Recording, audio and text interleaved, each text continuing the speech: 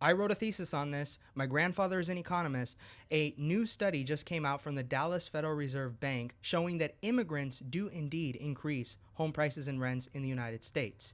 Now, Daniel J. Wilson and Zhaoqing Zhu discovered that a 1% increase in the unauthorized immigrant worker flows measured relative to a local area's initial employment raised home prices by 2.2% and local rents by 1.4% during the Biden administration illegal immigration boom. And this is a first of a kind study looking at the timeline of March of 2021 to March of 2024 when illegal immigration policies were dialed down in response to an upcoming election.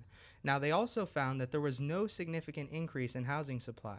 Now, this is important because they looked at the new building permits relative to existing stock, and they showed that when these migrants were going to supply inelastic cities, the construction expansion was not responding to higher consumer demand, which of course puts upward pressure on the markets. Now, they suggested that the undocumented or unauthorized immigrant worker flows explain roughly 30% of the total home price growth and about 20% of the rent growth in the average local market. And we're talking like commuting zones, metro areas, etc. Now, in addition to this, their employment is something important to look at.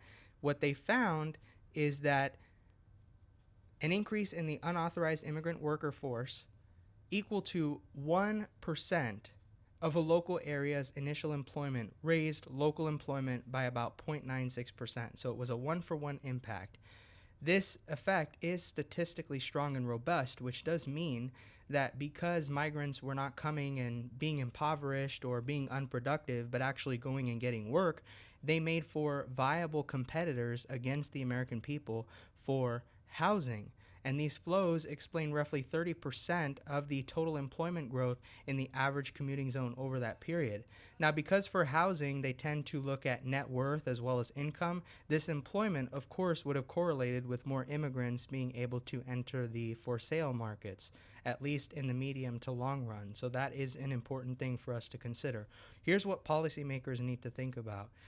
Are we going to control how many people come into this country? Because if we don't, it is going to be detrimental to the housing market.